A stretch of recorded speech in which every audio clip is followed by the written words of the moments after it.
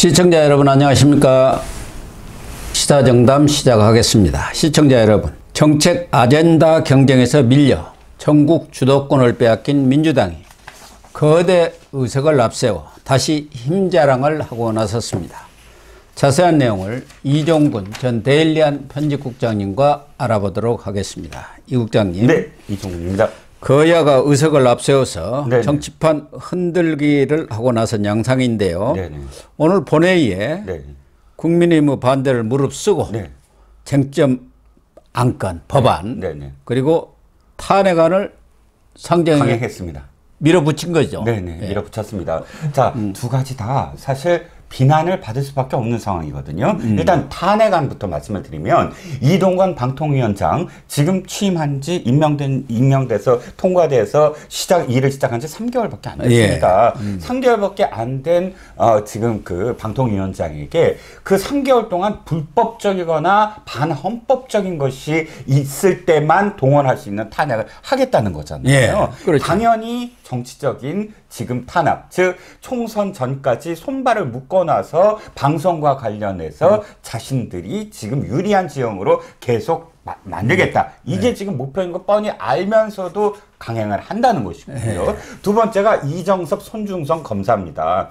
뭐 두 사람 다 완전히 뭐랄까요, 진짜 괘씸죄인데 이정섭 차장검사만 하더라도 지금 수원지검에서 이재명 당대표에 관련된 수사들을 지금 계속 새롭게 추가로 수사를 해야 되는 총지휘자거든요. 그렇죠. 이를테면 김혜경 법카. 예. 김혜경 법카를 포함을 해서 뭐 후원금 쪼개기부터 시작을 해갖고 쌍방울 대나무까지 다 총괄 지휘하는 실무 책임자인데 지금 이렇게 탄핵을 하겠다라는 것. 이 탄핵이 비난의 여지가 있지만 강행하겠다라는 것이고요. 노란풍선법 역시 사실 마찬가지입니다. 한번 대통령이 거부를 했으면 그 안건과 관련해서 일단 상대 당과 다시 한번 협상을 하든 타협을 보든 그 당과 관련돼서 그 안과 관련해서 조금이라도 손을 보는 진전이 있어야 되는데 전혀 상관없이 또다시 이걸 하겠다라는 건 대통령의 거부권을 또 한 번 하면서 뭐 폭주론, 독재론 이런 것들을 총선에 무기로 쓰겠다. 다분히 정치적이고 책략적인 그런 지금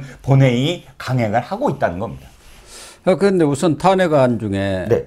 그동안 민주당이 입만 열면 주장했던 게 한동훈 탄핵안이었어요. 그렇습니다. 한동훈 법무장관을 탄핵하겠다. 네네네. 한동훈 장관은 얼마 전에도 기자들과 이 인터뷰에서 말로만 그러지 말고 나를 탄핵하려면 해라. 네네. 나는 전혀 무섭지 않다. 네. 당당하다. 이렇게 얘기했는데 왜 한동훈은 탄핵 못하고 만만한 게 이동관인가? 꽁 대신 닭입니까? 11월 8일입니다. 어저께 지금 저희 녹화하는 시점으로 봤을 때는 어쨌든 그 열띤 토론이 있었다고 합니다. 제가 취재를 해본 결과 실제로 한동훈 괘씸, 그 무조건 하자라는 그런 쪽이 강경파가 있었는데 온건파가 설득을 해낸 것 같아요. 어떤 이유냐면 여러 가지 이유가 있지만 지금 한동훈을 만약에 탄핵을 한다 그러면 거의 모든 게 다 블랙홀처럼 한동훈한테 집중이 된다. 실제로 한동훈이 만약에 출마하게 될 경우는 그렇다면 한동훈이 완전히 피해자이냐 그런 코스프레를 하면서 출마의 어떤 동기이고 굉장히 이슈가 그쪽으로 몰릴 거 아니냐. 한동훈에게 정치적인 날개를 달아주지 말아야 된다. 이게 지금 온건파들의 설득이고 그쪽이 좀 더 우세했던 것으로 보입니다. 한동훈 키워주는 일이다. 그렇죠. 결정적으로 한동훈을 출마의 이유로 만들어서 그 모든 어떤 그런 그 이 주도권을 한동훈한테 쥐어주는 꼴이 될지도 모른다라는 걱정이죠. 그런데 말씀하신 대로 이동관 방통위원장은 취임한 지 이제 한 3개월밖에 안 됐고 그러면은 그 3개월 동안에 헌법과 법률에 위반되는 일이 있었습니까? 그래서 왜 무슨 이유로 탄핵을 지금 하는 거예요? 아직 그 안에도 지금 기자들도 계속 물어봤어요. 어제 오늘 계속 이동관과 관련돼서 여러 가지 지금 명분이 없지 않느냐 했는데 기자들한테 속내는 얘기를 했다고 합니다. 뭐라고 명분 했나? 없는 거는 안다. 하지만 만약에 이동관한테 그대로 지금 쥐어진다면 총선 전에 완전히 언론 지형이 바뀔 것이다. 그러니까 명분이 없더라도 방송과 관련돼서 공정하지 못한 부분을 공정하지 못하게 아마 이동관이 할 것에 대비해서 우리는 이렇게 할 수밖에 없다라고 기자들한테. 그러니까 헌재에 가서 기각되건 말건 그렇죠. 일단 발목을 잡아놓겠다 그 얘기 아닙니까? 그렇죠. 그런데 결정적으로 다른 부처는 차관이 대행해도 됩니다. 하지만 방통위가 아주 요상하게 돼 있어서요. 합의제 기관입니다. 그렇죠. 차관급들이 있잖아요. 네, 위원들이 차관급이고 네. 이 차관급이 다수결로 해서 이렇게 투표로 합의제인데 지금 두 사람뿐이 없잖아요. 위원장, 부위원장하고. 그렇죠. 최민희가 일부러 빠져나오면서 두 사람밖에 없는데 한 사람이 없으니까 아예 정족수 자체, 의결 정족수 자체가 안 되는 상황을 만들어 버린 거죠. 어쨌든 총선을 앞두고 이 방송계를 지금까지 노영방송으로 민주당과 어떻게 보면 사실상 연대를 하고 있다. 그렇죠. 그런 상황인데 그 상황을 지속시키기 위해서는 이동관 발목을 꽉 잡아놔야겠다. 뭐 이거는 그렇죠. 정치적인 예. 뭐 계산 이외에 다른 것은 없네요. 예. 아까도 말씀드렸지만 그 이외의 해석을 할 수가 없는 상황이지 않겠습니까? 3개월인데요. 당연히 다툼이 여지가 없는 부분인데 이것이 앞으로도 계속 한 정부의 국정 운영의 발목을 잡는 방법으로 탄핵이 이렇게 쓰이다가는 후폭풍을 받을 수밖에 없거든요. 그런데 그만큼 자기네들이 준비한 게 아무것도 없다는 겁니다. 이슈에 끌려가는 것을 어떻게든 지금 브레이크를 걸려면 비난받는 이슈라도 지금 주도를 해야 된다라는 거죠. 현재상으로는 완전히 이 낭떠러지, 그러니까 이 보통은 낭떠러지에서 고삐를 확 잡아채야 되는데 낭떠러지가 있는데도 불구하고 뻔히 아는데도 불구하고 그냥 떨어지는 그런 형국입니다.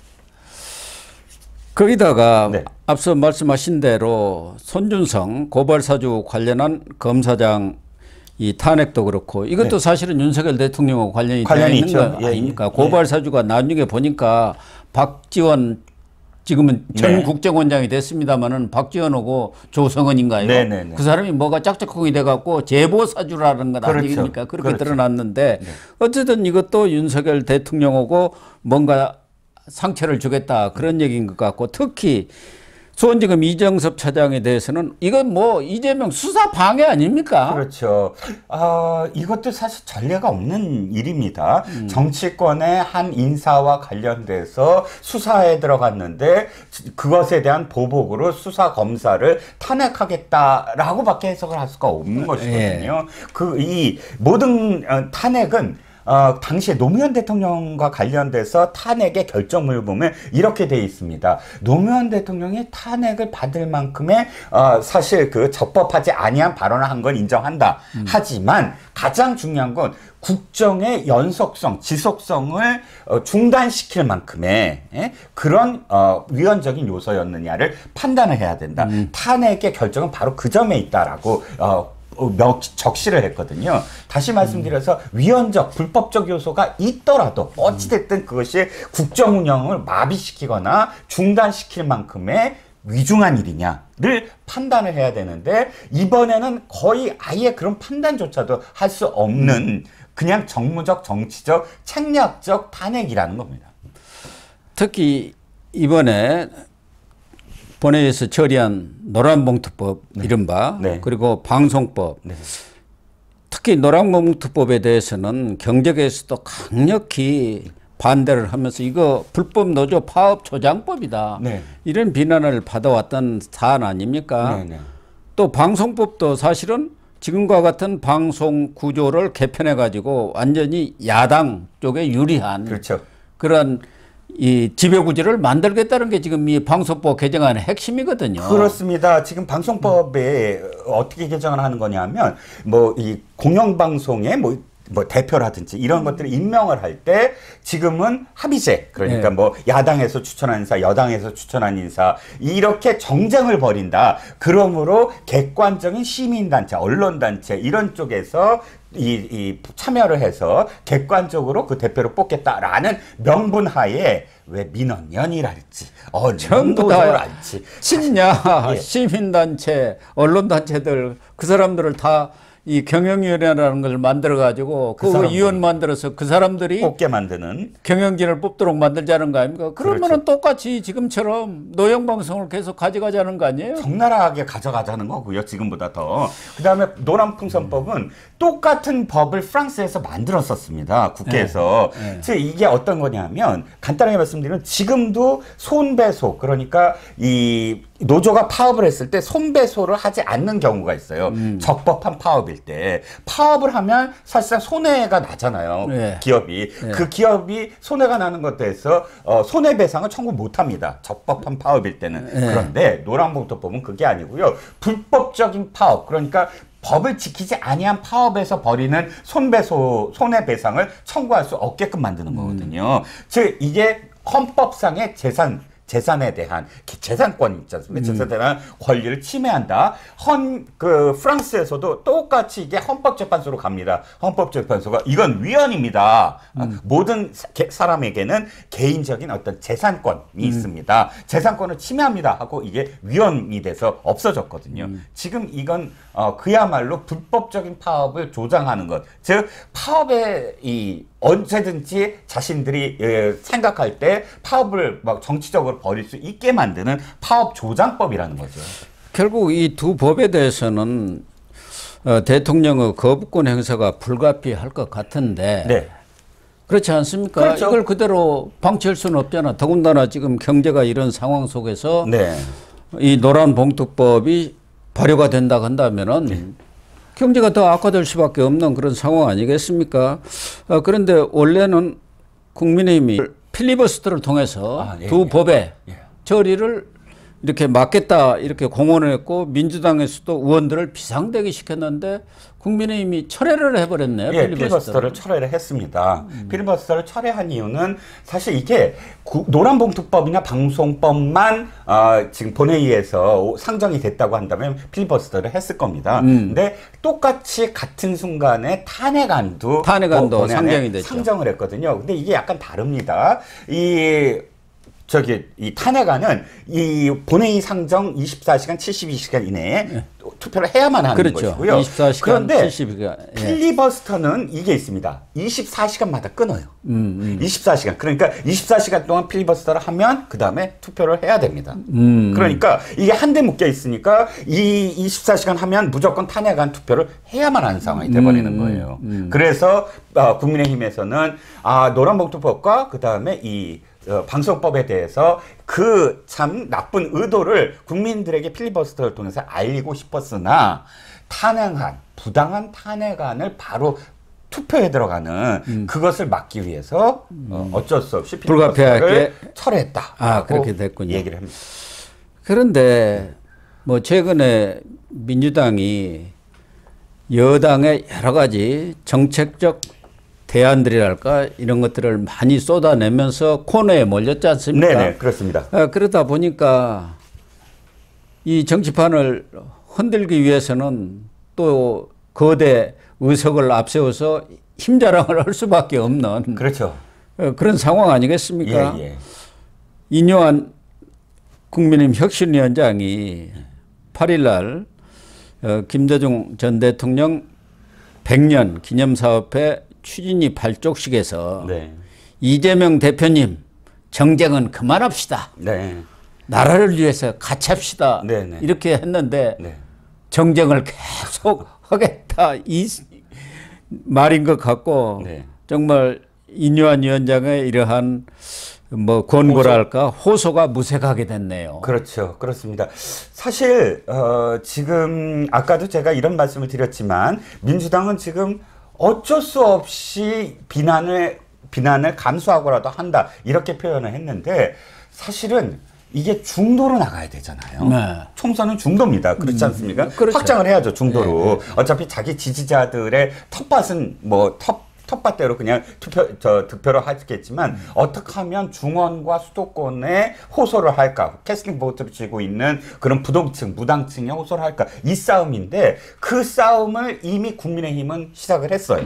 예를 들면 상속세라든지 또는 뭐 김포라든지 이런 부분들이 어느 정도는 수도권에 먹힐 수 있는 그런 부분들이 분명히 있고요. 주식 양도세를 포함해서. 그런데 그 싸움을 사실상 민주당이 똑같이 정책으로 받지 않고 지금은 완전히 정쟁으로 받아버린 거예요. 그렇죠. 예, 예. 예. 정쟁거리. 그러니까 민주당이 할 수 있는 게 네. 의석을 너무 많이 주다 보니까 아하. 이런 정쟁만 하는 거예요. 그러니까 우리 국민들이 그런 정쟁을 못 오도록 의석을 좀 줄여야 할 것 같아요. 그리고요, 선배님 맞습니다. 저 민주당에 대해서 진짜 오랫동안 취재를 하셨잖아요. 네. 저는 예전에 민주당이 안 보여요. 옛날 민주당은 아니죠. 예, 예. 아니, 제가 이 말씀 드린 건 뭐냐면, 자, 국민의힘이 그렇게 하면 이쪽도 사실은 정책이 쫙 나와야 되거든요. 네. 이게 하루아침에 나오는 것이 아니라 사실은 그게 쌓이는 거거든요. 늘 준비하고 늘 공방이 벌어졌던 문제들에 대한 대안을 마련해 놓고 민주연구원 같은 데서 사실은 그게 있었어야 되거든요. 그러면 그것들이 딱 쏟아져 나오면서 이 정책은 정책대로 또는 이런 어떤 그런 정쟁은 정쟁대로 이렇게 분리가 돼야 되는데 안 나오는 거예요. 아니 그게 그럴 수밖에 없는 게 예. 이재명 대표가 지난해 8월인가요? 네. 대표 된 뒤로는 뭐 정책이가 뭐고 없고 이재명 방탄에만 전부 올인하고 그렇죠. 있었던 건 아닙니까? 네. 맞습니다. 그러다 보니까 뭐 대안을 마련할 그런 여력이 없었던 거죠. 거기다가 눈길을 돌리지 않았으니까 어떻게든 이재명 리스크를 벗어나야 한다. 이것만 해왔던 것 아닙니까? 그렇죠. 그러니까 이 국민의힘이 설마 그렇게까지 선공을 펴겠느냐. 네. 우리한테 지금까지 질질질 끌려왔으니까 계속 그럴 거라고 했는데 국민의힘이 딱 뒤통수를 치고 나니까 허를 찔린 것 아닙니까? 그렇죠. 그러니까 대안이 없으니까 또 우석수로 밀어붙이고요. 정치판을 뒤흔드는 그런 뭐 외에는 할 게 없는 거죠. 그러니까 민주당이 지금 사실은 정말 이재명을 어떻게든 손절을 하지 않으면 안 된다는 의미가 이겁니다. 이재명은 언제나 자기를 중심으로 해서만 정치를 하는 사람이거든요. 예, 당이 그렇습니다. 무엇인가를 내놓거나 시스템을 만들어 놓지 않고 자기만 나서서 SNS를 통해서든 아니면 뭐 최고위를 통해서든 인재영입위원장도 자기가 혼자 하겠다는 거 아니에요. 그러니까 자기 중심적인 이재명의 민주당이 되다 보니까 민주당의 정말 제대로 된 어떤 그 당의 모습이 사라지고 있다라는 예, 겁니다. 참 안타깝습니다.